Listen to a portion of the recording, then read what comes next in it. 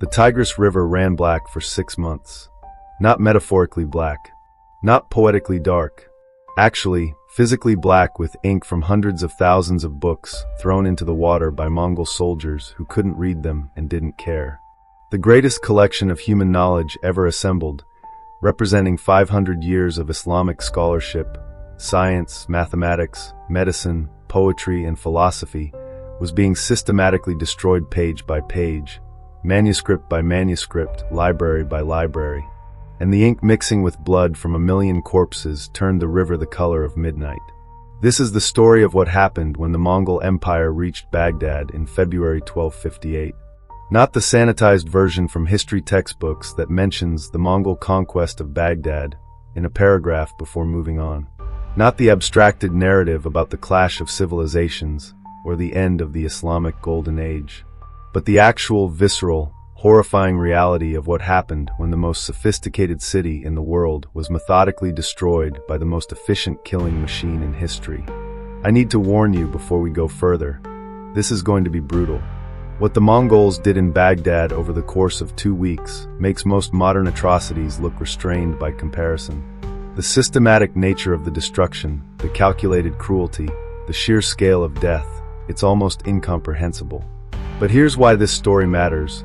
Why it's not just historical tragedy, but something that should fundamentally change how we think about human civilization. Baghdad in 1258 was the intellectual center of the world. It housed the greatest libraries humanity had ever created. The House of Wisdom alone contained works that represented centuries of accumulated knowledge from Greek, Persian, Indian, and Islamic scholars. And in 2 weeks, the Mongols erased it. Not just the books, but the people who wrote them, the students who studied them, the librarians who preserved them, the culture that produced them. They didn't just conquer a city. They deleted an entire civilization's intellectual heritage. This wasn't Genghis Khan, by the way. He'd been dead for 30 years by the time the Mongols reached Baghdad. This was his grandson, Hulagu Khan, who'd learned everything Genghis taught about conquest and added his own refinements to the art of total war. But the methods were pure Genghis. The systematic approach to massacre, the psychological warfare, the message sent through overwhelming violence that said, submit or be erased. Let me show you exactly what that erasure looked like. To understand the magnitude of what was lost, you first need to understand what Baghdad was in 1258.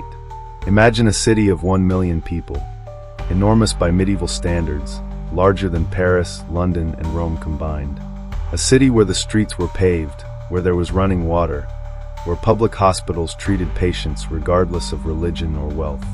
A city where scholars from across the known world gathered to study mathematics, astronomy, medicine, and philosophy.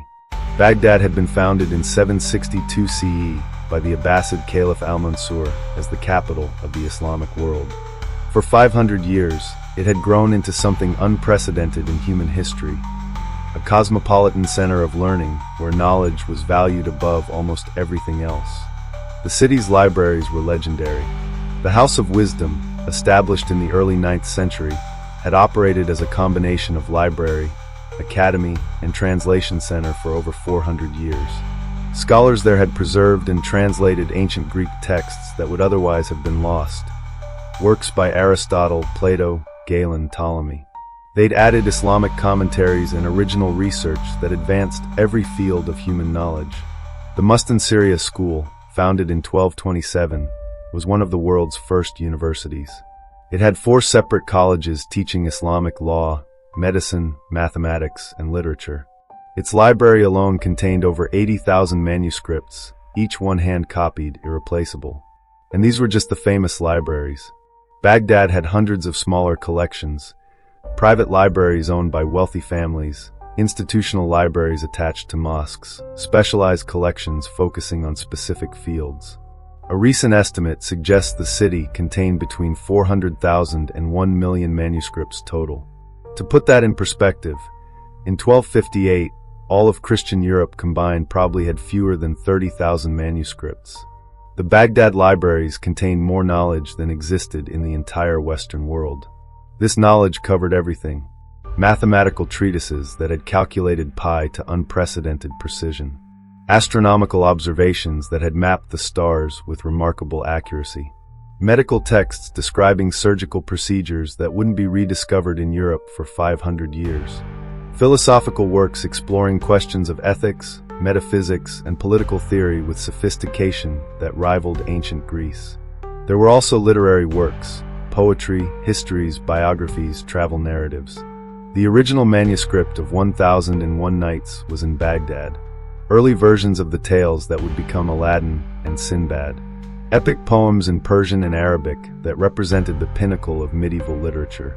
And it wasn't just Islamic scholarship. Baghdad's libraries contained Jewish texts, Christian texts, Zoroastrian texts, Buddhist manuscripts brought by traders from India and China. The city was a crossroads of civilizations, and its libraries reflected that diversity. The scholars who worked in these libraries were among the most brilliant minds of their age. Mathematicians who had invented algebra, the word itself comes from Arabic, al-jabr. Astronomers who had corrected errors in ancient Greek astronomical tables. Physicians who had written comprehensive medical encyclopedias. Philosophers who had synthesized Islamic theology with Greek logic in ways that would later influence European thought. These weren't primitive medieval monks copying texts they didn't understand. These were sophisticated intellectuals engaged in cutting-edge research, original thinking, scientific experimentation. And in February 1258, the Mongols were about to kill all of them. Hulagu Khan arrived outside Baghdad on January 29, 1258, with approximately 150,000 soldiers. But calling them soldiers undersells what the Mongol army actually was. They were a military machine optimized for conquest with an efficiency that wouldn't be matched until the 20th century. Mongol military doctrine, refined over decades of conquest from China to Eastern Europe, was brutally simple. Offer cities one chance to surrender. If they submit, they become tributaries, taxed heavily but left largely intact. If they resist, they are destroyed completely, and their destruction is advertised widely, so other cities learn the cost of resistance. Baghdad's Caliph, al-Mustasim, refused to surrender. This wasn't irrational. Baghdad had never been successfully sieged. The city's defenses were legendary. The walls were massive, the garrison was large, and the Caliph believed the entire Islamic world would rally to defend its spiritual center. He was catastrophically wrong on all counts. The Mongols had siege technology and expertise gained from conquering Chinese cities. They had artillery that could breach walls medieval Islamic architects had never designed to resist. They had psychological warfare tactics that destroyed morale before the actual fighting began. More importantly, they had a systematic approach to conquest that treated warfare as engineering rather than glory. They didn't care about honor or fair fighting. They cared about results. Hulagu's army surrounded the city completely, cutting off all supply routes. They diverted the Tigris River, flooding parts of the city and undermining the foundations of the walls. They constructed siege engines that bombarded the walls day and night with stones and flaming projectiles. And they waited, not out of mercy, but out of tactical calculation. They wanted the city softened by hunger, fear, and the psychological weight of inevitable defeat before they entered. Inside Baghdad, the Caliph's government was collapsing into chaos. His chief advisor, Ibn al-Alqami, was secretly negotiating with the Mongols, providing intelligence about the city's defenses in exchange for promises of personal safety. The garrison was divided and demoralized. The civilian population was terrified.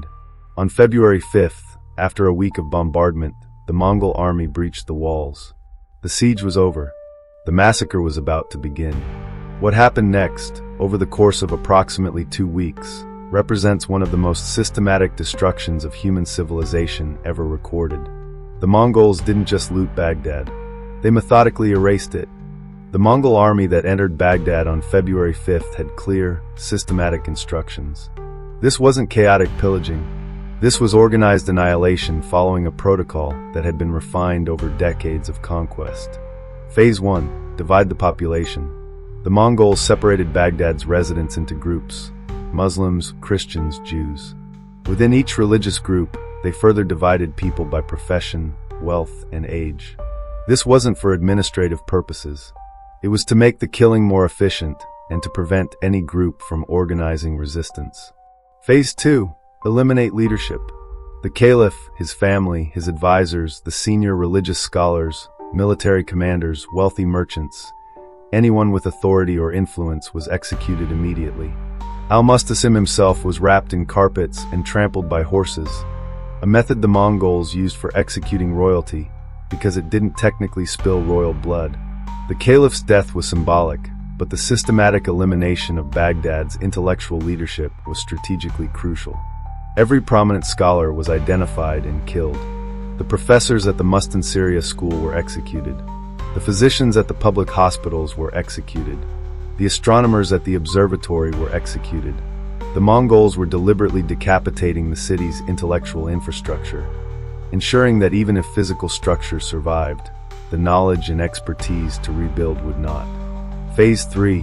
Systematic massacre of the general population. This is where the horror becomes almost incomprehensible. The Mongols divided their army into units, assigned each unit a section of the city, and gave them quotas. Each soldier was expected to kill a certain number of civilians, and they had to provide proof, usually severed heads or ears, to their commanders. Contemporary accounts describe soldiers going house to house, dragging out residents, killing them in the streets. The methods varied: beheading, stabbing, burning buildings with people inside, mass drownings in the Tigris. The goal wasn't just death but terror, making the killing so visible, so brutal, so overwhelming that any thought of resistance would be psychologically impossible. The killing lasted for approximately 12 days. When it ended, somewhere between 200,000 and 1 million people were dead. The exact number is debated by historians, but even the conservative estimates make this one of the deadliest massacres in pre-modern history. But the human death toll, devastating as it was, isn't what makes Baghdad unique in the history of atrocities. What makes it unique, what makes it relevant to our story, is what happened to the libraries during those 12 days. While Mongol soldiers were killing civilians, specialized units were systematically destroying Baghdad's intellectual heritage. And destroying undersells what actually happened. This was targeted cultural erasure conducted with the same military efficiency as the human massacre. The House of Wisdom was one of the first targets. Mongol soldiers entered the building and began removing manuscripts, not to study them or preserve them, or even to loot them as valuable objects, to destroy them. Contemporary accounts describe several methods of destruction. Books were thrown into the Tigris by the thousands. Soldiers would form human chains, passing manuscripts from the library to the river, dumping them in bundles. The ink from these books, made from lampblack and gum arabic, was released into the water in such quantities that multiple sources describe the river turning black. The metaphor about the river running with ink isn't poetic exaggeration. It's literal description. Books were burned in massive bonfires. Mongol soldiers piled manuscripts in the streets and set them on fire. The fires burned for days, creating a pall of smoke over the city. Eyewitnesses described the smell: burning leather, papyrus, parchment, centuries of accumulated knowledge going up in flames. Books were used as paving stones. This detail appears in multiple sources and is particularly chilling. Mongol cavalry horses would damage their hooves on Baghdad's cobblestone streets. So soldiers collected manuscripts, piled them in the streets, and rode their horses over them, trampling the pages into mud until they formed a surface horses could walk on without injury. Think about that image. Mongol cavalry riding over books that represented humanity's greatest intellectual achievements, using priceless manuscripts as pavement, grinding centuries of scholarship into the mud. Libraries were deliberately flooded. The Mongols had already diverted the Tigris as part of their siege strategy. Now they redirected water to flow through major library buildings, destroying manuscripts through water damage, and washing countless books into the river to join those that had been thrown indirectly. But the physical destruction of books was only part of the erasure. The Mongols also systematically killed the people who could recreate the lost knowledge. This is crucial to understanding the permanence of what was lost. Imagine a library burns down today. It's tragic, but the knowledge isn't completely lost because the authors are still alive, because other copies exist, because the intellectual tradition that produced those books continues. You can rebuild. In Baghdad, the Mongols made sure you couldn't rebuild. They killed the authors. They killed the students. They killed the scribes who knew how to copy manuscripts. They killed the bookbinders, the papermakers, the illuminators. They killed the librarians who knew what was in the collections and where to find it. They didn't just destroy the books. They destroyed the entire intellectual ecosystem that had produced those books and could have reproduced them. The Mustan Syria school, with its 80,000 manuscripts, was completely destroyed. Every book gone. Every professor dead. The building itself was damaged so severely it took centuries to restore. Smaller libraries fared no better. Private collections that wealthy families had assembled over generations were looted and burned. Mosque libraries were desecrated and destroyed. Specialized medical and astronomical libraries were targeted with particular thoroughness. The Mongols seemed to have specific instructions to eliminate scientific knowledge. Why this particular focus on destroying books and scholars? The Mongols weren't illiterate barbarians acting out of ignorance. They had sophisticated administrators, they kept detailed records, they understood the value of knowledge for governance. The destruction was strategic. Hulagu Khan had learned from his grandfather Genghis that conquered peoples were easier to control if their cultural identity was shattered. And cultural identity, especially in the Islamic world, was intimately tied to learning and scholarship. By destroying Baghdad's libraries, the Mongols weren't just eliminating books. They were eliminating the foundation of Islamic civilization's sense of intellectual superiority. They were sending a message: your learning means nothing. Your civilization means nothing. Your centuries of scholarship cannot save you. It was cultural warfare conducted with remarkable sophistication. And it worked. Let me make this concrete. Let me show you specific works, specific knowledge that disappeared when Baghdad's libraries burned. There were astronomical tables compiled by Islamic scholars that were more accurate than anything available in Europe until the 16th century. These tables included calculations of planetary movements, lunar cycles, eclipse predictions. They represented centuries of careful observation and mathematical refinement. Gone. All of it.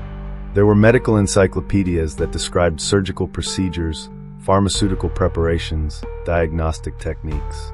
The Islamic world in 1258 had more advanced medical knowledge than Europe would possess for another 300 years.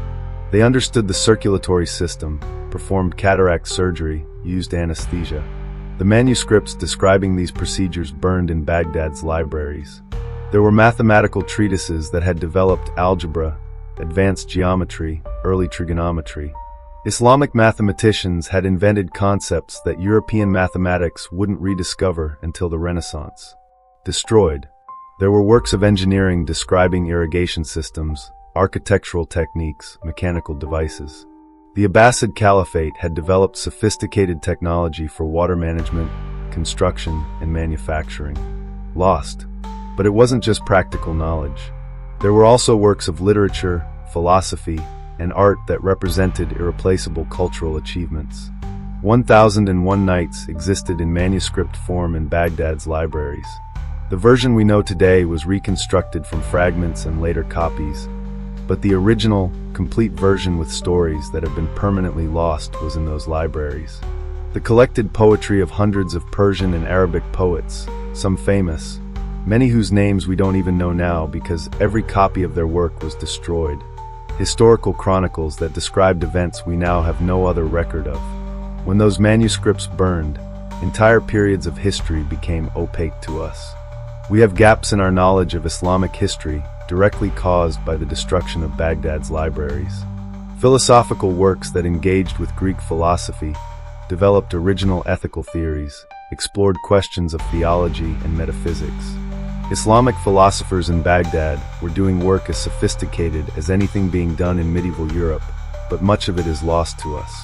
Scientific treatises that describe experiments, observations, theories that we can only glimpse through later references.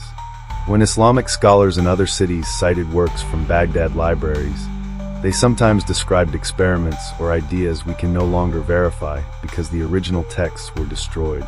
The loss also has a cascading effect. When the libraries burned, we didn't just lose the specific books. We lost the tradition of scholarship that had produced them, the student-teacher lineages that transmitted knowledge.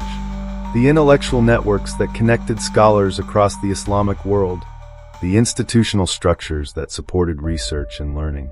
Baghdad, after the Mongol conquest, never regained its status as an intellectual center. The House of Wisdom was never rebuilt. The Mustansiriya school was eventually restored, but it never recovered its former prominence. The scholarly community was scattered or dead. This is perhaps the most profound loss. Not just what was destroyed, but what was never created, because the destruction killed the intellectual culture that would have created it. Imagine if someone had burned down Renaissance Florence and killed all the artists, and you'll get a sense of what the destruction of Baghdad meant for Islamic civilization. Not everyone in Baghdad died. The Mongols, following their usual protocol, spared some groups. Christians, because Hulagu's favorite wife was Christian and interceded for them. Some Jews, certain skilled craftsmen, and a few scholars who were deemed useful.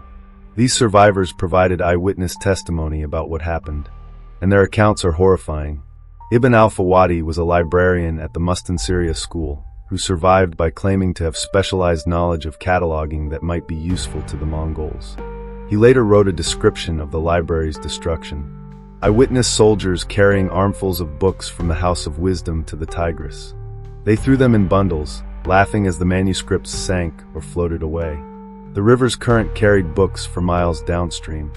For days afterward, you could see sodden manuscripts caught in reeds along the riverbank, their ink running, their pages dissolving.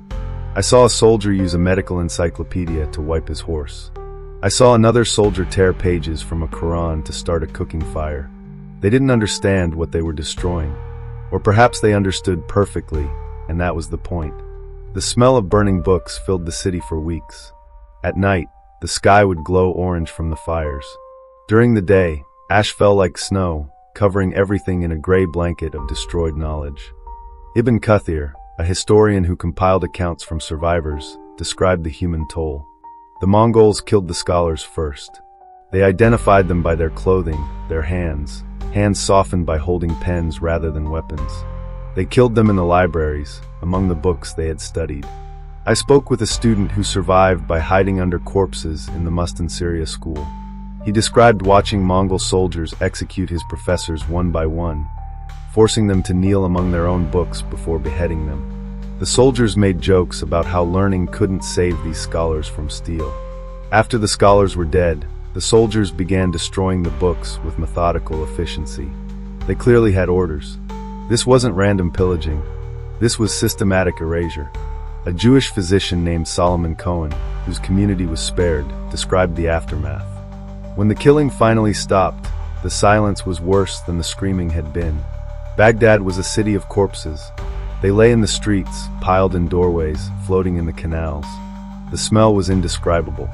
But almost as disturbing was the destruction of the libraries. I walked through the House of Wisdom after the Mongols left. The shelves were empty. The floors were covered in torn pages.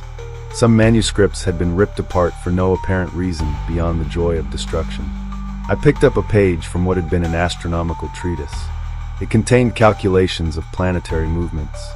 Someone had used a knife to scrape the ink off, rendering it useless. Why? What threat did mathematical calculations pose to Mongol soldiers? But they had destroyed it anyway, along with everything else. A Christian monk named Rabban Sliba, who was spared because of Hulagu's Christian wife, wrote, "The Mongols showed us their Christian prisoners and asked us to identify who should be spared. We saved who we could, but we couldn't save the libraries.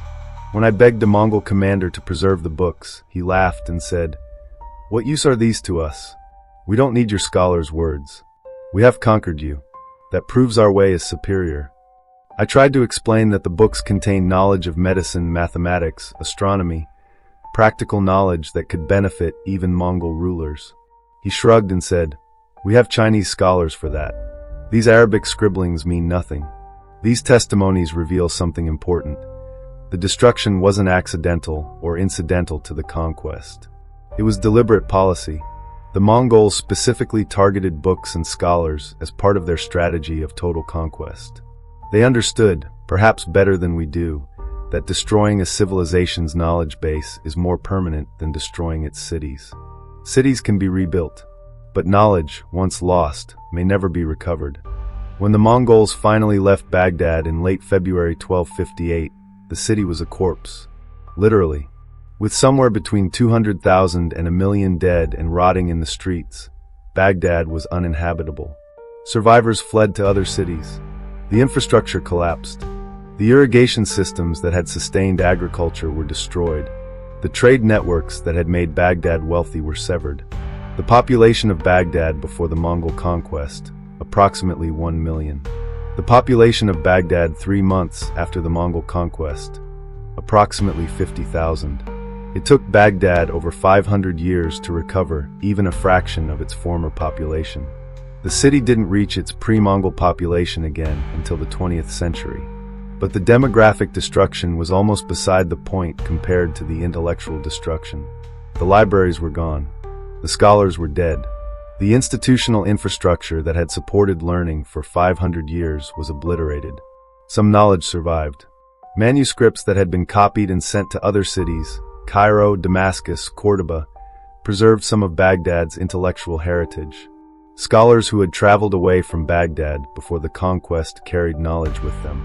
The intellectual tradition didn't die completely, but enormous amounts were permanently lost. We know this because later scholars reference works they'd seen in Baghdad's libraries, works that no longer exist. They describe experiments and observations and theories that we have no other record of. Modern scholars have attempted to estimate what percentage of Islamic Golden Age knowledge was lost when Baghdad fell. The estimates range from 30% to 70%. We'll never know the exact number because we can't catalog what we don't know existed. But here's a concrete example of the impact. When European scholars during the Renaissance began seeking out ancient Greek texts, they found many of them only in Arabic translation from Baghdad's libraries, translations that had been copied to other cities before the Mongol conquest. If those copies hadn't existed, if Baghdad had been the only repository, entire works by Aristotle, Galen, and other ancient authors would have been lost to history. The destruction of Baghdad also had a chilling effect on intellectual activity throughout the Islamic world. Why invest in building libraries when the Mongols might destroy them? Why spend years writing manuscripts that could burn in a day? Why develop institutions of learning when an army could erase them in a week? The vibrant intellectual culture of the Islamic Golden Age never fully recovered from the psychological impact of Baghdad's destruction. Learning continued, certainly, but with less confidence, less institutional support, less sense that knowledge would be preserved for future generations. Some historians argue that the destruction of Baghdad marks the end of the Islamic Golden Age. That's probably an oversimplification. Intellectual decline has many causes. But there's no question that the destruction of humanity's greatest library represented a devastating blow to human knowledge that we're still recovering from 750 years later.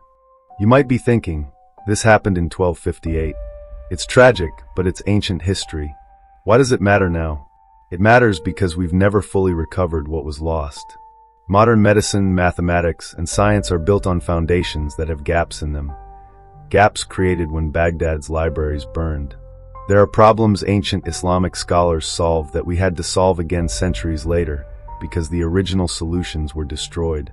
There are questions they explored that we've forgotten they even asked.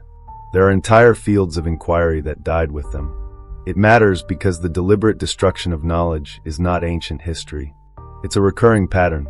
The Nazis burned books. The Taliban destroyed the Bamiyan Buddhas. ISIS demolished Palmyra. The systematic erasure of cultural heritage is a tool that authoritarian regimes and conquering armies still use. The Mongol destruction of Baghdad established a template. If you want to conquer a people permanently, don't just defeat their armies. Destroy their libraries. Kill their scholars. Erase their intellectual heritage. Make them forget who they were. It matters because it's a reminder of how fragile human knowledge actually is. We think of knowledge as permanent, as cumulative, each generation building on what came before. But the destruction of Baghdad proves that centuries of accumulated wisdom can be erased in days if we don't actively protect it. It matters because we're facing similar vulnerabilities today. Digital archives can be destroyed by cyberattacks. Climate change threatens physical libraries. Political instability endangers universities and research institutions. The systematic defunding of education and research in many countries represents a slower, but potentially equally devastating form of knowledge destruction. And it matters because the story of Baghdad's libraries is a reminder of what civilization actually means. Not power or wealth or military might, but the accumulated knowledge we pass to future generations. The books we write, the discoveries we make, the institutions we build to preserve and transmit understanding. When the Mongols destroyed Baghdad's libraries, they didn't just kill people and burn books. They interrupted the conversation between past and future, the transmission of knowledge across generations.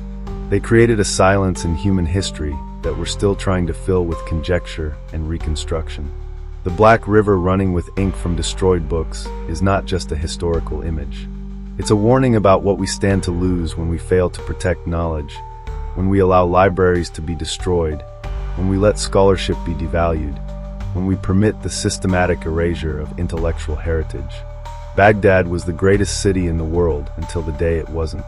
Its libraries contained more knowledge than existed anywhere else on Earth until the day they were ashes and mud. It happened once. It could happen again.